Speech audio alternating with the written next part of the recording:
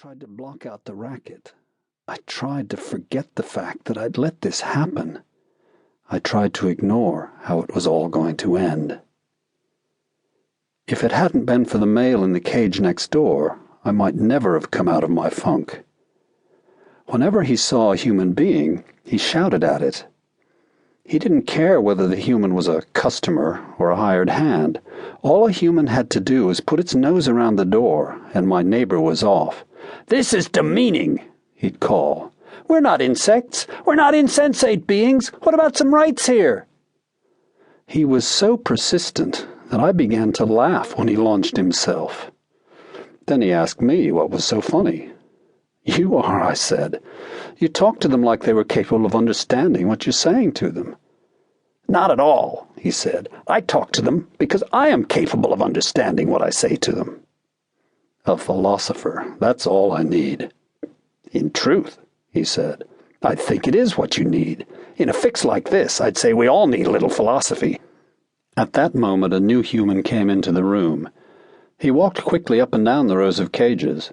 He had a hired hand with him, and to my astonishment, this customer chose 9 dogs.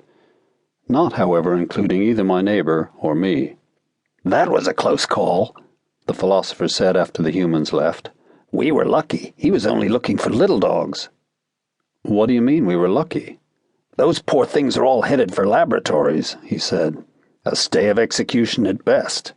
I don't know about you, my friend, but I gave up smoking years ago." "At least it would be a chance to get away." "So you want to get away?" "I certainly do." "Well then, I'd say that what you need to concentrate on is a young, insecure human child." "It is?"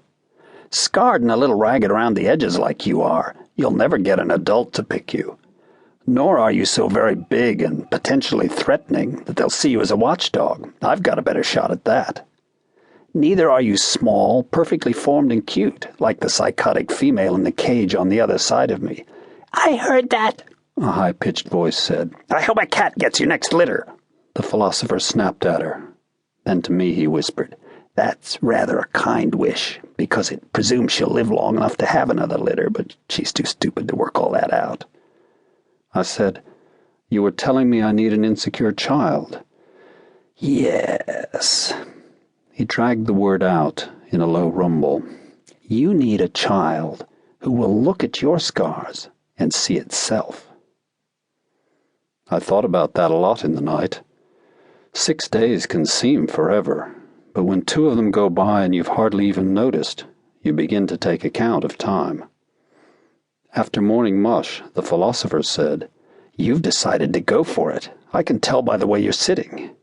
"There's not much good living to be had when you're dead. I hate the idea of what I've got to do, but there isn't really a choice." "Look sharp," the philosopher said. "A little human male has just come in, and any creature that ugly must be insecure."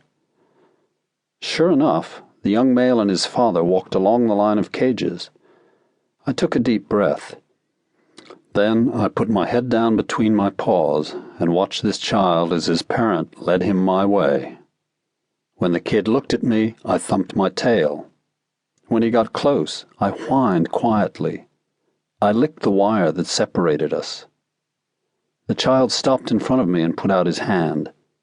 I had an instant, just an instant, when what I wanted to do, more than anything in the world, more than life itself, was to clamp my teeth around those stubby fingers and bite.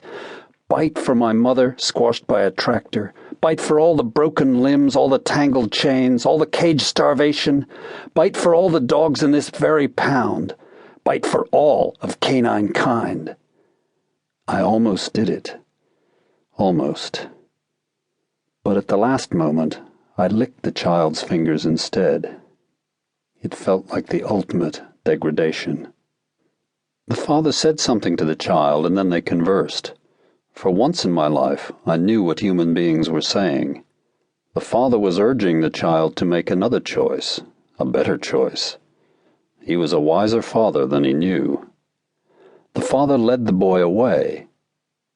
Quietly, the philosopher said, "You almost blew it, chum. I saw, but you've hooked that kid. Take it from me. Daddy could